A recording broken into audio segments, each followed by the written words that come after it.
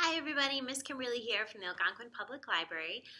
Instead of our normal baby story time today, I am going to talk to you about some board books that I really like. Some of them are new, some of them are older, but I think they're all really great. So we're going to start with this series, which is not brand new in terms of when it was published, but it's brand new in terms of the library having gotten it.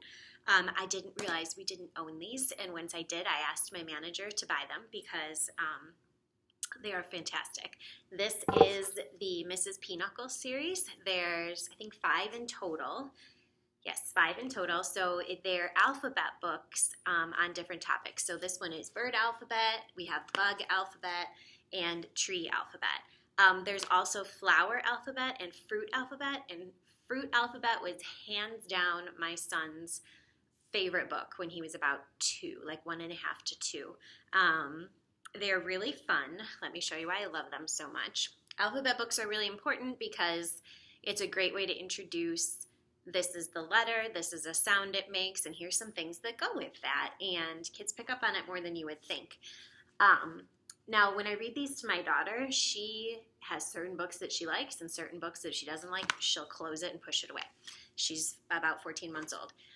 So when I read these to her to hold her attention, I just say, A is for albatross, look at the bird. B is for bluebird, tweet, tweet. But my son at almost 5 actually still really enjoys these, and we can read them together. Sometimes the font is a little tricky for him, but they have just a little snippet about, like the albatross. They're a sign of good luck for sailors and even pirates. Ahoy!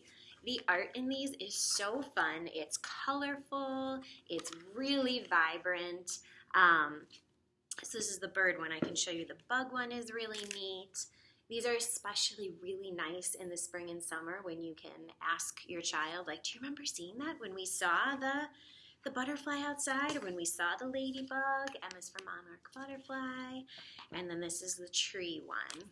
And they're just spectacularly beautiful. And as an adult, you will probably learn something when you're reading them, because I always learn a little something when I read these books. So the Mrs. Pinochle series in board books, absolutely fantastic. Please check them out. Next, I wanted to highlight this cute little series, which I actually just recently discovered. It's called Zoe and Zach.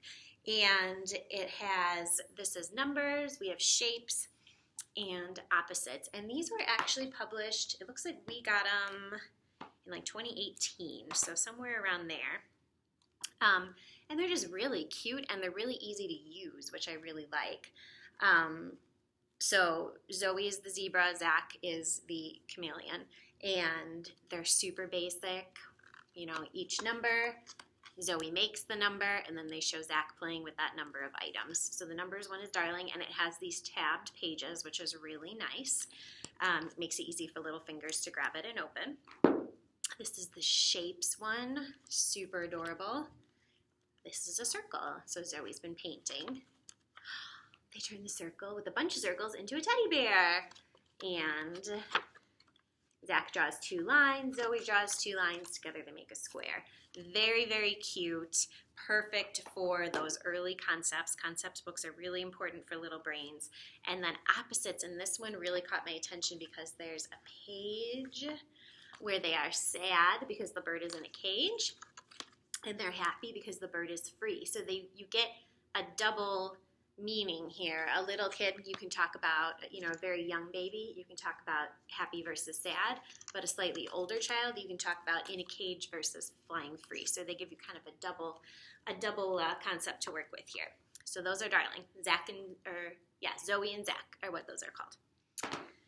And this series, these are newer. These are from last year, and something good that came out of 2020. And this is a series that is just different animal body parts, and it's like a guessing game, each one. So who has clear wings like this? A dragonfly. I really love the photographs, that there's actual real pictures of the animal in here. Who has wings like this? A bat. These are really, really like bright, bold, vibrant, clear photographs, which I really like. So we have wings, we have bellies, which is super fun. So you can see this one is who has a wet belly like this? A sea turtle. And horns, which is a lot of fun. And then my personal favorite, which is butts. And I giggled the entire way through this book. So, who has a fluffy butt like this? A bunny. There's some really, really excellent butts in this book. So, I highly encourage you to check these out. We've got butts, horns, bellies, and wings, and they are all written by Katrine Crow. So check those out. They're fabulous. And then the last, I pulled 3 books that caught my attention because they really apply to the theory of windows and mirrors when we talk about reading.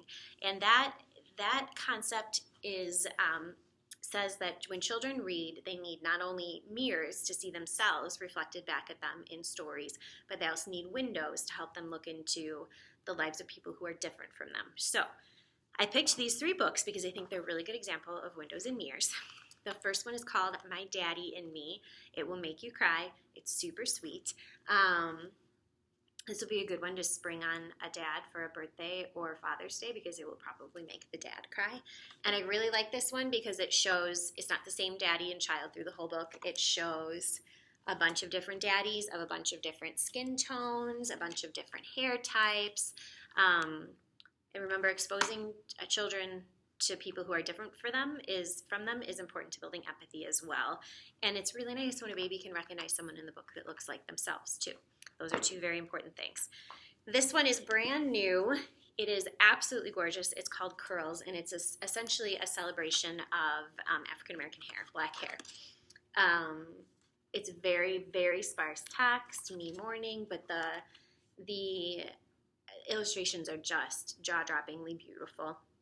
Extremely gorgeous. This is by Ruth Foreman and illustrated by Geneva Bowers, and it's beautiful. So whether you have a child with this hair texture or not, I think you should check this one out because it's gorgeous and your child will love looking at the pictures. And this last one is super cute, and this is a Let's Learn Spanish book. This is probably like the most basic level of Let's Learn Spanish that we have because it's only 1 word per set of pages. So this one is about, there's a little poem about a train, and then it just gives you the word for train. Tren, that means train. So there's no, like, if you're stumbling over, trying to read like a longer passage in Spanish, there's none of that. It's very simple. When they pull down the flap, that's the word, which is really cool. And the illustrations are really fun, and there's a lot to look at, and there's flaps, and everybody loves flaps. And again, a diverse cast of characters in this book, which we like. So this one is by Diane Deanda and illustrated by Sarah Sanchez. So that's another really great choice. And that is everything that I have today. Thank you for listening to my little mini baby book buzz, this little book talk. I hope you get a chance to put some of these items on hold. They're really fantastic, and we really miss seeing everybody, and we hope that we will be able to see you soon. Stay safe and be well.